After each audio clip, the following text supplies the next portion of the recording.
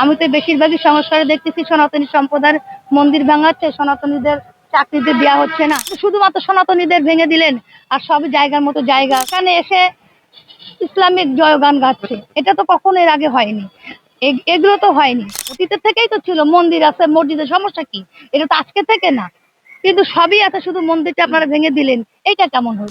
আমরা সেই সেই সুরে গান গেতে চাই, আগে কি সুন্দর দিন কাটাইতাম হিন্দু আর মুসলমান একই সাথে কাটাই। এই গানগুলো তো অতি প্রচলিত। ভাবে নির্বাচন হোক, এবং নির্বাচনের কোনো বিকল্প নাই, কারণ নির্বাচন যখনই হবে তখন সরকারের দায়বদ্ধতা থাকবে, কারণ জনগণের ভোটেই সরকার আসবে, এবং প্রত্যেক সরকারের কাছে তখন প্রত্যেকেই দায়বদ্ধতা থাকবে, জনগণেরও থাকবে, সরকারও থাকবে, কারণ জনগণই নির্বাচন ভোটের মাধ্যমে জনগণই প্রতিষ্ঠা করবে সরকার। অতএব এই সরকার জনগণেরই সরকার হবে, এবং প্রত্যেকে এটাকে আমার বিশ্বাসে মূল্যায়ন করবে। এবং এইটা আদৌ কতদূর হবে হবে এটা বলতে পারবো না, তবে নির্বাচন, আমি মনে করি নির্বাচন দিলে এই সমস্যার সমাধান হয়তো হইতে পারে। আমি এটার আসলে কোনো ব্যাখ্যা দিতে পারবো না, কারণ আমি যেহেতু একজন আইনজীবী, আমি মনে করি যে এই সংস্কারগুলোর দায়িত্ব জনগণের, জনগণের উপর ছেড়ে দিলে সবচেয়ে ভালো হয়, কারণ দেশটা আসলে জনগণের, এবং জনগণ যাকে নির্বাচিত করবেন তখন জনগণেরকে মূল্যায়ন করা হবে। মানে জনগণ যাকে মূল্যায়িত করা হবে, জনগণের পছন্দেই মানুষ আসবে, নির্বাচিত যিনি হবেন তাকে তখন সেই সংস্কারটা করবে। আর সংস্কার যেটা বলতেছেন, আমি তো আদৌ সংস্কারের কিছুই দেখতেছি না। আমি তো বেশিরভাগই সংস্কারে দেখতেছি সনাতনী সম্প্রদায়ের মন্দির ভাঙাচ্ছে, সনাতনীদের চাকরিতে দেওয়া হচ্ছে না। 5 তারিখ থেকে আজ পর্যন্ত যতগুলো জায়গায় নিয়োগ হয়েছে আপনারা অ্যানালাইসিস করেন, কয়জন সনাতনী ঢুকেছে, বরং বহু সনাতনীদের চাকরি থেকে বরখাস্ত করা হয়েছে।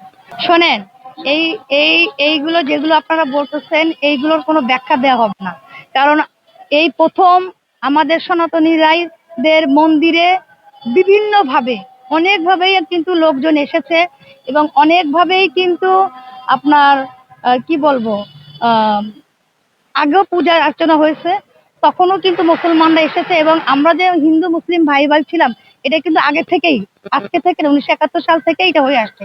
কিন্তু তারা কখনো ওই মন্দিরের মধ্যে ঢুকে ইসলামিক গান গেয়ে ইসলামকে জাগরণ, হ্যাঁ ইসলাম ধর্ম আপনার কাছে শ্রেষ্ঠ হতে পারে, অবশ্যই আমার কাছে সনাতনী ধর্ম শ্রেষ্ঠ, আমি যেটা মনে করি।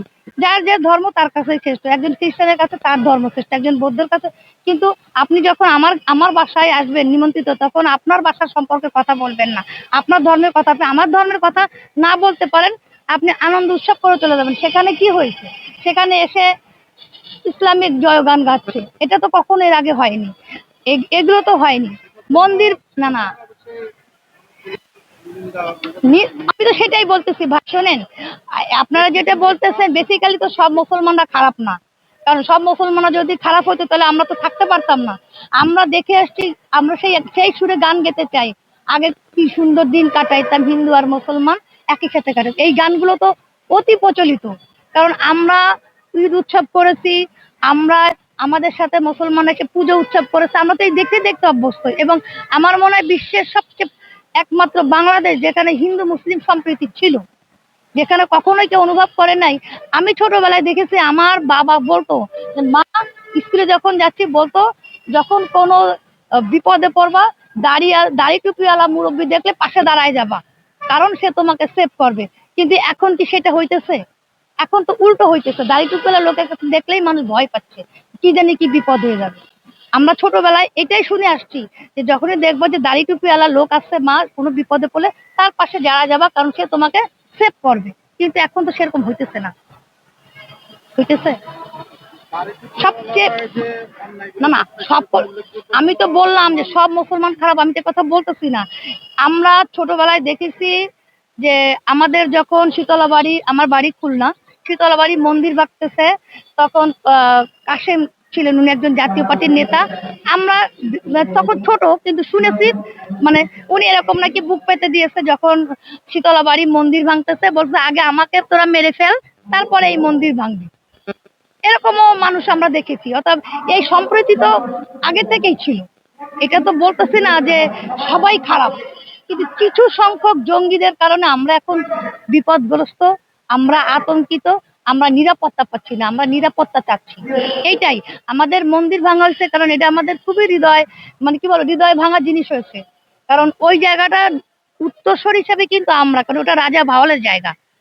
ওটা অস্বীকার করে আপনারা কখনোই করতে, ওটা রাজা ভাওয়ালের জায়গা। আর রাজা ভাওয়াল মানে আমরা তো সনাতনীরা উত্তরসূরি।